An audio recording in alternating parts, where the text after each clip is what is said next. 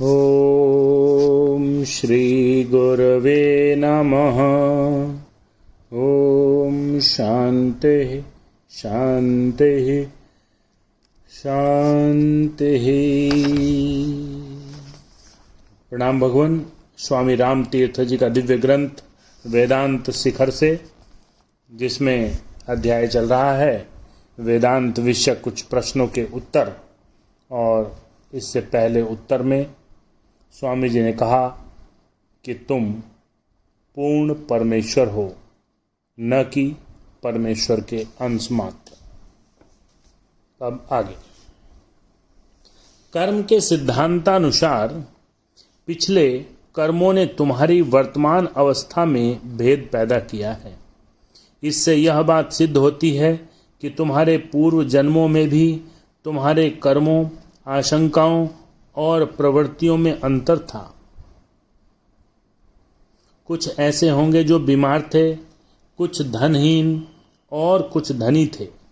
प्रश्न होता है कि तुम्हारे उस पूर्व जीवन में ऐसे अंतरों का क्या कारण था? उत्तर यह हो सकता है कि तुम पूर्व जीवन की अवस्थाओं में भेद उससे भी पूर्ववर्ती जीवन के वैसे ही अंतरों के कारण होगा। अच्छा, अब इस जीवन के पूर्व पिछले तीसरे जीवन के भेदों का क्या कारण था? उसका कारण होगा उस जीवन से भी पूर्ववर्ती एक और पहले जीवन के भेद थे। यह सिद्धांत तुम्हारी कठिनाई को कई लाख गुना अधिक पेचीदा बना देता है,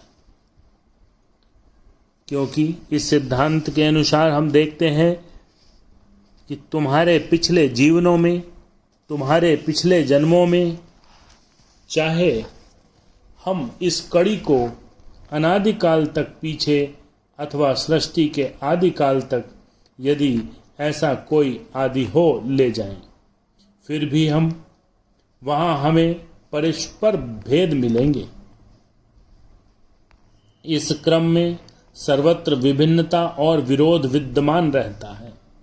अतः प्रश्न का यह कोई ठीक उत्तर न हुआ। प्रश्न केवल अधिक पेचीदा हो जाता है।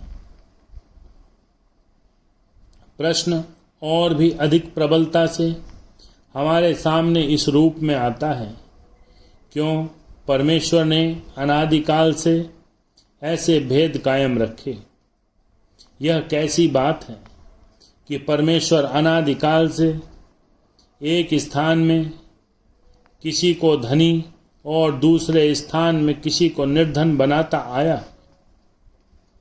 उसने एक स्थान में क्यों किसी को रोगी और दूसरे स्थान में क्यों किसी को स्वस्थ बनाया? यह तो अन्याय है। यह भेद कैसे न्याय संगत माना जा सकता है? वेदांत कहता है यह प्रश्न मुझे तुमसे करना चाहिए, न कि तुम्हें वेदांत से। यह वह प्रश्न है जिसका उत्तर तुम्हें देना चाहिए। इसे हल करने का उत्तरदायित्व वेदांत पर नहीं है। वह एकता में, अभिन्नता में विश्वास करता है और साथ ही इस व्यवहारिक अनैक्य का भी समाधान करता है।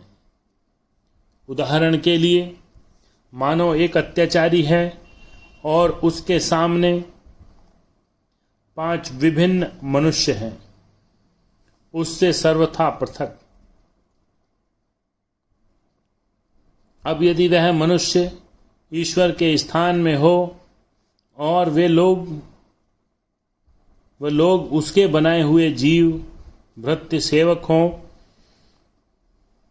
और यदि इस मनुष्य ने अपने एक गुलाम को कारागार में और दूसरे को मनोरम बाग में और तीसरे को एक भव्य महल में, चौथे को अपने श्रृंगार गृह में और पांचवे को हर समय एक भारी बोझ के नीचे दबा रखा तथा उसकी छाती पर विशाल हिमालय जैसा बोझ लाद दिया और उसे एक घड़ी उसी बोझ से दबाए रखा, तो आप ऐसे स्वामी को क्या कहेंगे?